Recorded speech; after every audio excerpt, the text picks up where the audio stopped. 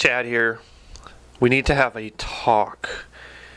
I'm going to announce something big, but before I do, we do need to talk about the channel Vintage Retrospect. We're about almost 1 year in, and the data I've looked at the analytics, and the data has suggested a lot of you guys like planes. So, would you guys like to see vintage planes on the channel, such as maybe a P-51, a P-52? If I recall, I think there's like a P-51 Mustang. I'm not quite sure. Someone on the internet will correct me on that.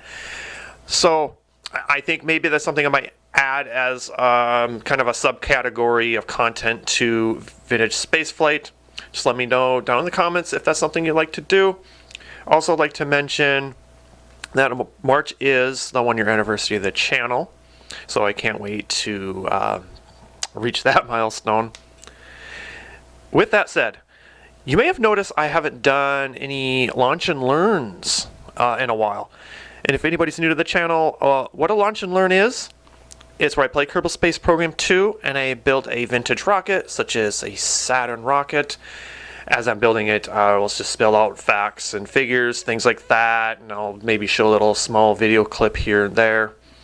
I do have a lot of fun doing those. It's just that I just got carried away into the Vintage Space series, and I'm just trying to mark all the topics that I want to do before I move on, and I feel I don't know if that's maybe the best direction for the channel.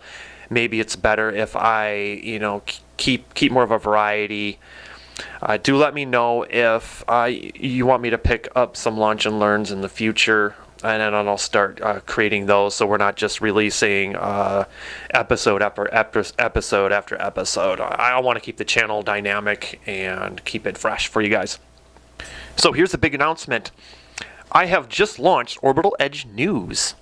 And what this is, this takes care of all the modern spaceflight. This is a full studio endeavor. That means that with things like Netflix and Roku, they're going to have strict requirements, which means not only this has to be an actual show, I can't in the middle say, hey, comment, like, and subscribe. That is actually not allowed on their platforms because it's a show. I'm not making any YouTube videos, although you can find me on YouTube. That's actually where all the content is going to start. There are requirements where I have to have a minimum amount of content released first before I can sign on with Roku and other streaming platforms. So I'm excited to get that launched, and the pilot episode is actually up. We did that about a week ago, and at the end of this video, I'm going to link in the clickable cards at the end, the pilot episode, and then below that, the space pod. Now, here's the thing about the space pods. I do space pods here on Vintage Retrospect, but the data suggests that not a lot of viewers are watching them because most of the audience is wanting the historical spaceflight. This is the educational channel, while Orbital Edge News is going to be more the space news, and that type of content is not evergreen. So when the news gets old, the viewership, it just drops horribly because old news is not relevant. So with that said, I'm going to also I'll link in the description too, just to make things easier for guys to watch it. So hopefully you guys are modern spaceflight fans as well. You'll definitely love the show. It's a full studio, not like Vintage Retrospect. With Vintage Retrospect, I'm capping things. I'm not going to go beyond it. Just looking at a YouTube video. A light here and there, a microphone, video camera. But Orbital Edge News is only using studio grade products. The lighting is more enhanced. There isn't no green screening. There's an actual background.